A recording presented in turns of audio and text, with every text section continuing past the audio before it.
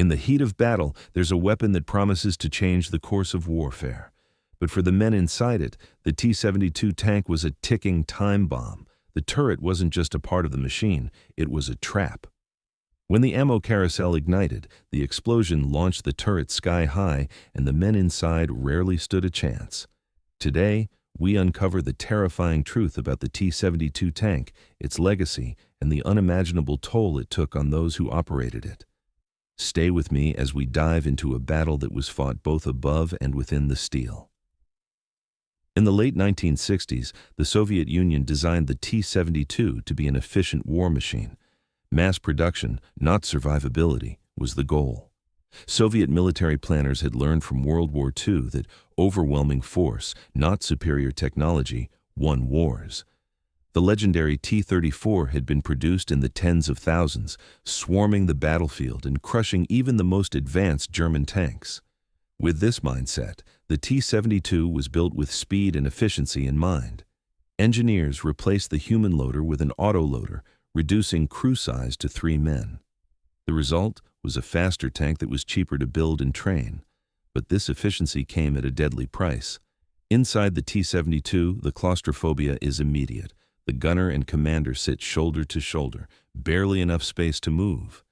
Below their feet is the most dangerous feature of the tank, the autoloader carousel.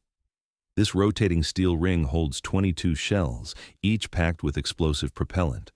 On paper, it allowed the T-72 to fire quickly, making it a formidable weapon. But to the men inside, it was like sitting atop a loaded gun with no way to escape. In training, soldiers joked about the autoloader's unpredictability, but in combat, the risks escalated. When the enemy fired on a T-72, the results were catastrophic. A single shell hitting the ammo carousel could ignite all the ammunition at once. The explosion would often be so powerful that the crew didn't even realize they had been hit. Unlike Western tanks, which used blowout panels to vent explosions upward, the T-72 had no such safety measures. The entire crew would be part of the explosion. In urban warfare during the Chechen War, this flaw became painfully clear. As Russian troops advanced through Grozny, their T-72s were caught in narrow streets, unable to maneuver. RPGs targeted their weak spots, and the jack-in-the-box effect occurred repeatedly. The turrets would launch into the air, and the crew was lost in seconds. The T-72's reputation for vulnerability didn't stay hidden for long. During the Gulf War in 1991, Iraqi forces used outdated T-72s against the U.S. Abrams tanks.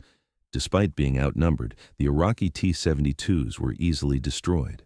U.S. tank crews reported seeing turrets flying through the desert, a haunting reminder of the T-72's deadly flaw.